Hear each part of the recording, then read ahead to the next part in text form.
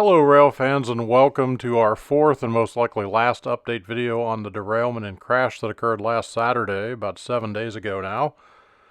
So you can see here all of the track work is complete, still quite a bit of debris to be picked up, old rails, things like that. You can see there kind of in the lower right and up on the left side of the tracks there, quite a bit of old rails. See this second building coming up here on the right, some of the train cars breached that wall. You can see that that's been torn up really bad, and you can see into that building. The property over here on the left is the homeowner's property that most of the train cars landed in, and also where they brought all their heavy equipment through and drug cars out to the street to be loaded on the flatbed. So looks like they've done a fairly respectable job of at least grading that all back flat, and I assume some landscape work still to come for him. So just a quick update. It's been the first opportunity with a nice sunny day with no wind to get the drone up. Right after I brought the drone back and landed it, I had quite a bit of train action.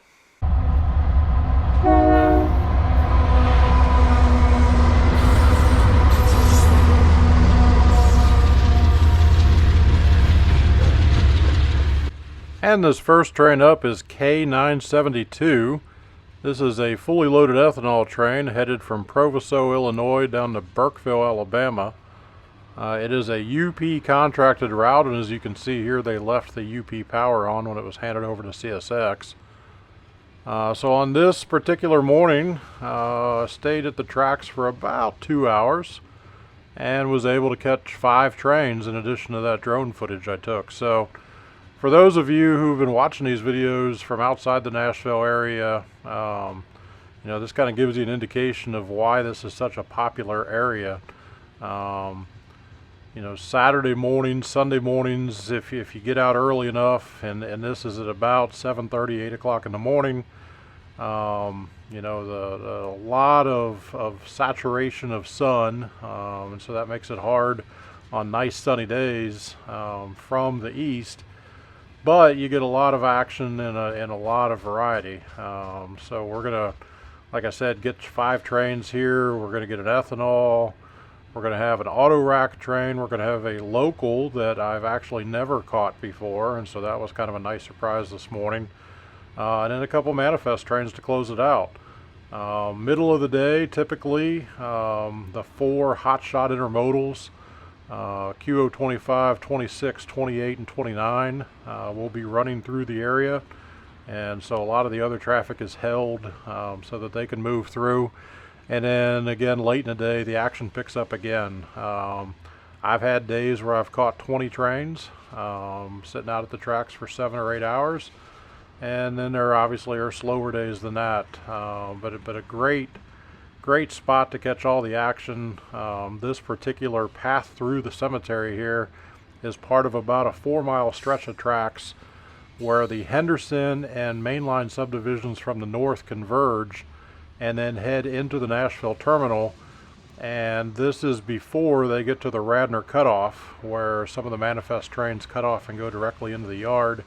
The rest of the trains snake around through downtown in the Kane Avenue yard. So pretty much all north-south traffic moving north of Nashville has to come through this 4-mile stretch. So pretty wildly busy area, and certainly had a heavy impact on them with this derailment that occurred here.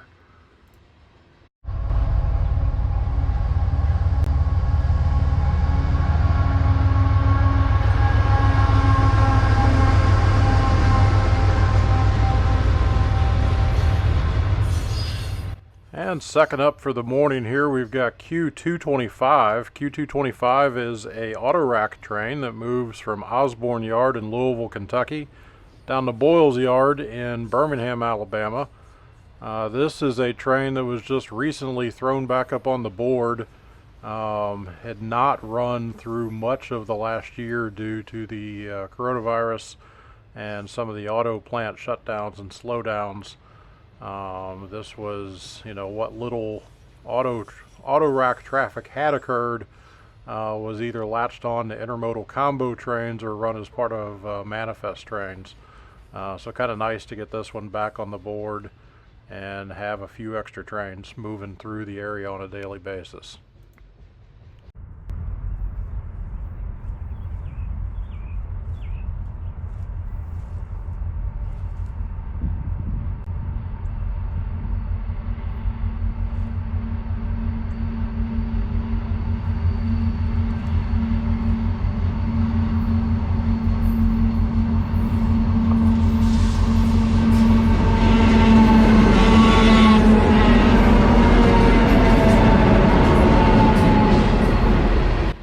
Next up was quite a surprise for me, quite a treat. This is J733.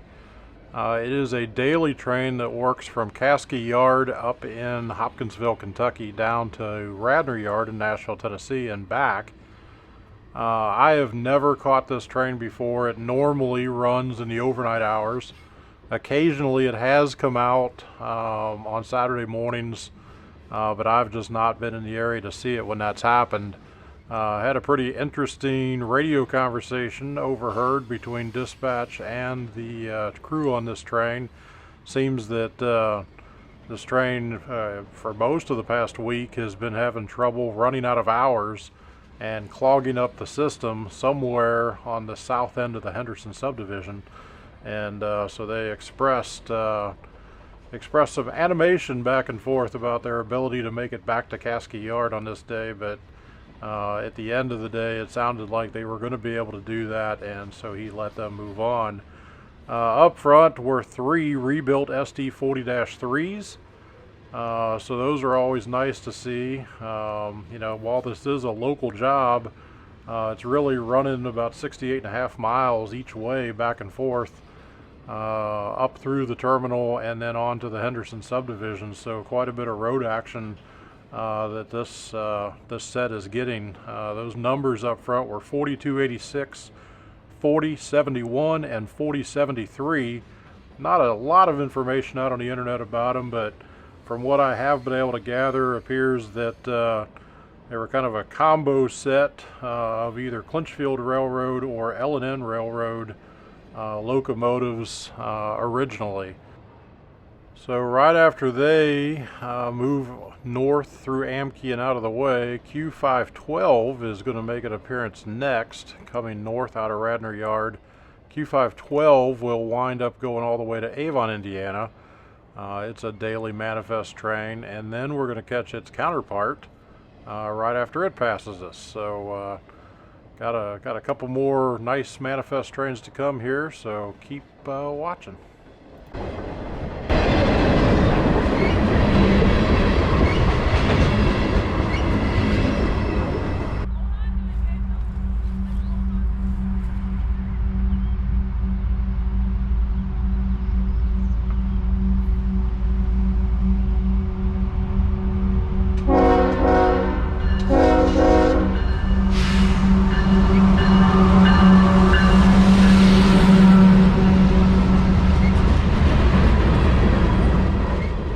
And so as promised, here comes that Q512. Got a nice little horn show from the engineer.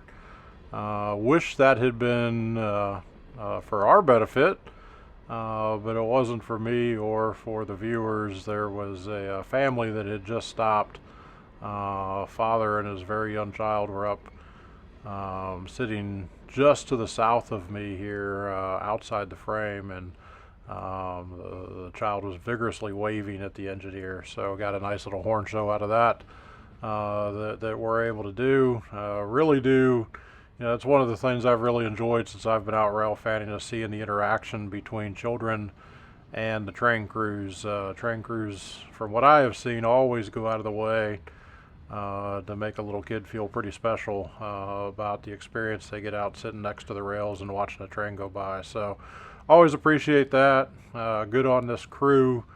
Again, Q512 making their move north to Avon, Indiana. They are going to wind up stopping at the Amkey signal, which is a couple of miles north of here. But they're going to slow way down, and the rear of their train will pass us before they come to a complete stop, but they will still be within the cemetery limits. So we're going to skip through portions of this train and move on to the next one.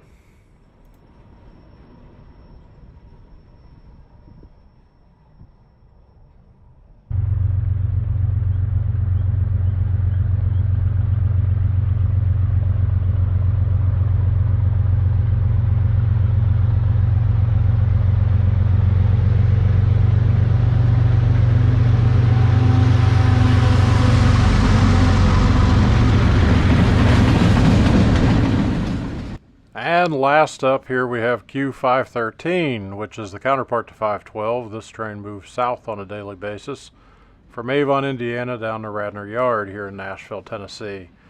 One of the things that I didn't mention throughout this video, so earlier the first couple of trains that we caught were from the north end of the cemetery, closest to that derailment site. Recently, I actually used to take almost all of my videos from that north end. Probably about 2 months ago, we moved down here closer to the south end of the cemetery. Just feels like a little bit of a better view. You kind of get it coming down the valley of trees there, and then, you know, trains moving to the north, you get coming under the overpass. So after I caught those first 2 trains this morning down there on that north side and got my drone footage, jumped in the truck and drove around the cemetery down here to the south end. One of the pretty cool things that I didn't notice or didn't call out earlier in the video, but with that heavy sunlight behind us here in the morning as we're looking to the west, it's pretty cool to see the shadows of the trees. Especially, you know, here this time of year before the leaves cover those trees.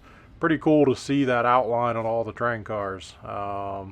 Didn't really, you know, like I said, didn't notice to call that out earlier, but especially with a lot of these light colored cars and you know, large side pieces on these cars, pretty interesting to see that in a pretty cool look. Hope you guys have enjoyed this video as well as some of the other stuff I've been putting out recently. Wanted to give a huge shout out to all the new subscribers we've picked up recently.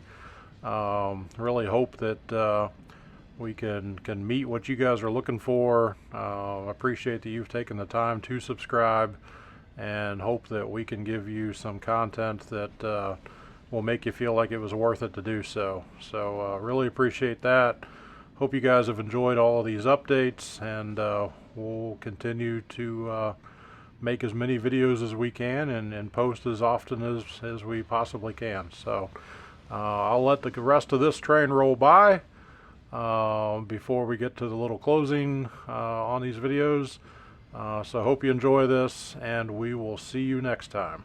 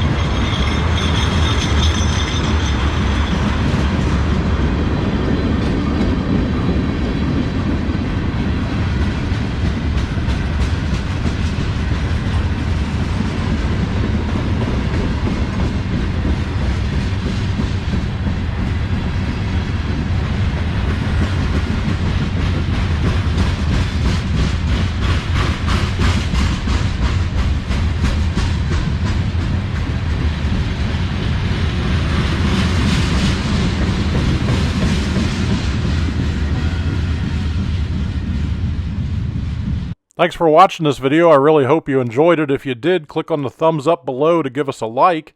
Also, please click on the Rusty Boxcar logo on the right side of the screen to get a subscription to the channel. And send us a comment. Really enjoy reading all your comments, and I try to respond to each one of them. Thanks, and have a nice day.